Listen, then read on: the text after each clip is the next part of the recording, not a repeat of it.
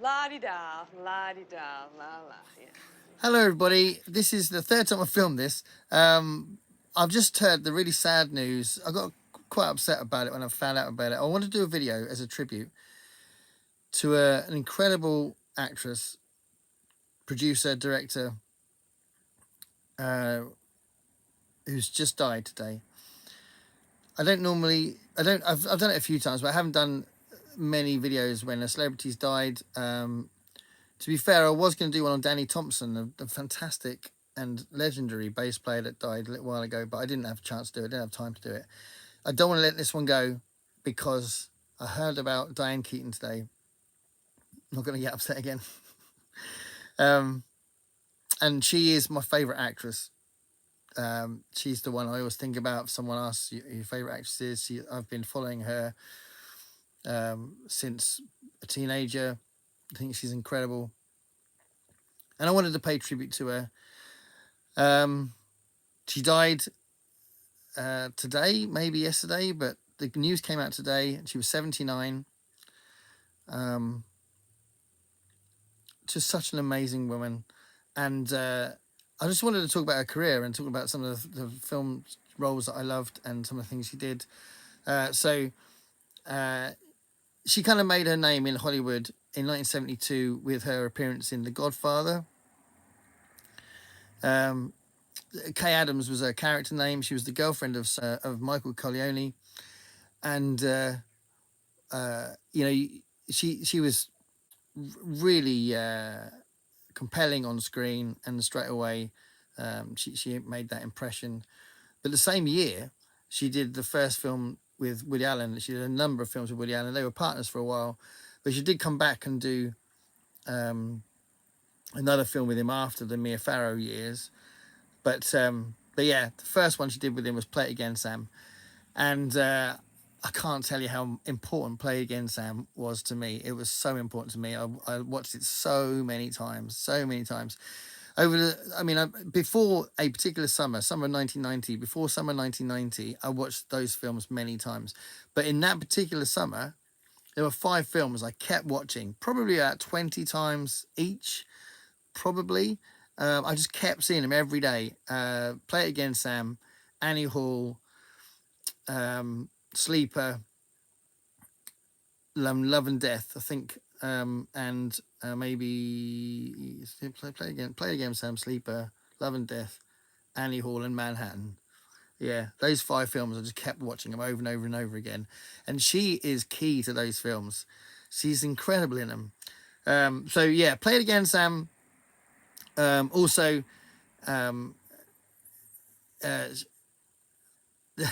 the character in the film is trying to start this relationship with her.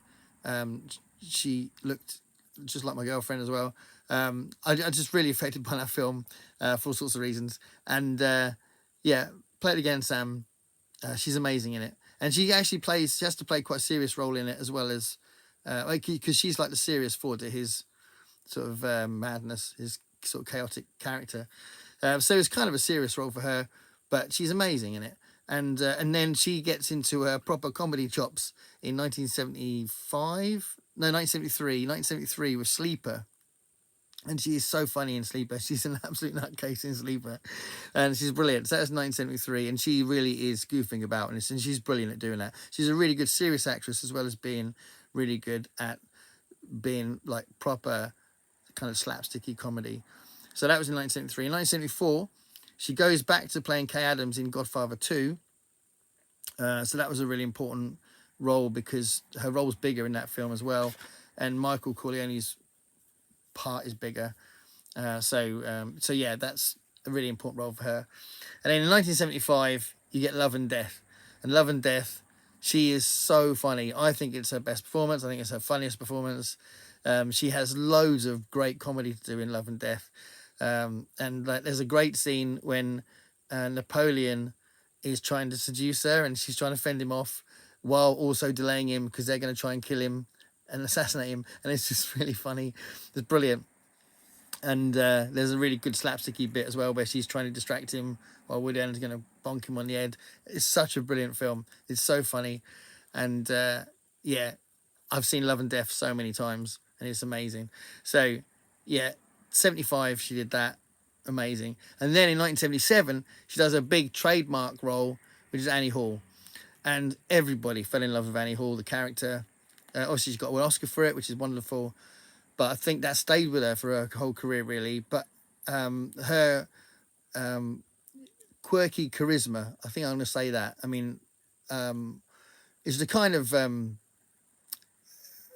sort of what's the word? It's the kind of mannerism and kind of attitude and personality that I'm attracted to anyway. But obviously it's his script, but she just delivered it beautifully, and he wrote it for her as well. So her performance is phenomenal. So Annie Hall was a very important role for her in 1977. In 1978, she did a very serious role, Interiors, and she's brilliant in that. And that's like an Ingmar Bergman tribute kind of film from him, and her role in that is fantastic, and she does a brilliant job doing a very serious kind of relationship based sort of dramatic role, which is brilliant. And in 1979 you get Manhattan, which again she's brilliant in, and she plays quite a big role in it. So there's that classic still in there of them two on the bench, which I wanted to recreate when I went to Manhattan this year, but Ali wasn't as into the idea as I was. I wanted to find that bench. Never mind. And in 1981 she did a film that Warren Beatty had written and directed called Reds, and that was a really, really important role, and she played Louise Bryant, an American socialist. And I saw that at the time when I was getting more politically aware and really formulating my ideas, and that was a really formative film for me, Reds. So that was great seeing that, and she plays she's like as important as Warren Beatty is in that. They're both in the film all the way through the film. It's a very long film, but if you get a chance to see Reds, it's a really good film. So that was cool. In 1982 she did Shoot the Moon, which again was critically acclaimed and really good, and again she was brilliant in that. In 1987 she does Baby Boom, which is a really important moment in her career, I think, because she was still known as the Woody Allen actress, and then she gets this role that is like a big statement for her as a solo celebrity, like an actress that's doing her own thing. And it's a really good comedy about like a business executive woman who has to deal with having a baby. She's like a high flyer, and it's a really important statement for the times as well. Women who want to have a job and have a baby, so it was very topical, but she's fantastic in Baby Boom. In 1990 she goes back to The Godfather for Godfather 3, which is not brilliant, but she's brilliant in it, but the film isn't brilliant. And then in 91 she does another landmark role as the mother in Father of the Bride. So she's opposite Steve Martin in that one, and she goes back to that part again in 95 for Father of the Bride 2 as well. So in both those films she's brilliant, and she's doing comedy again, and she's just amazing in that. So that's a really important moment. And in 93 she goes back to Woody Allen again to do Manhattan Murder Mystery, which is a really good film. And I think that was kind of a moment where he was a little bit sort of back to form again with his comedy. And I think he probably got a little bit of energy back from having her back with him. But it's a great film, and it's really good to see them back together again on screen, obviously. And that was really good. I'm going to fast forward a little bit to 2003 when she does Something That's Got to Give. And this time she's opposite Jack Nicholson, and she's really good in that as well. And it's great seeing her sparring off with him, and she has some really cool scenes with Keanu Reeves as well. But yeah, that's a really good film. In 2017, I'm just nipping to that now because that was the next one for me that was like an important one as far as me seeing her performances, and that was Hampstead, which I reviewed recently on the channel, and she's brilliant. That's starring opposite Brendan Gleeson, and the film is really as much about her as it is about him. and she kind of carries the film in many ways, and she's just phenomenal. And this is her. This is, you know, just a few years ago, being absolutely amazing like she always was. So yeah, so I said earlier she was a producer and a director as well. She directed a Belinda Carlisle video and a bunch of TV episodes and 2 feature films, and she produced feature films as well. And you know, she was such an important part of the industry, and she's left such a massive legacy. And I read in her biography that she wrote in 2011 called Then Again as well, which is fantastic. And a lot of that was about her relationship with her mother. It's a really fascinating book. But yeah, read that if you get a chance. But I just absolutely love Diane Keaton, and I'm so sad that she's gone. And I think we need to all watch some Diane Keaton stuff in the next coming week and celebrate what a great actress she was, and how big a hole is being left by her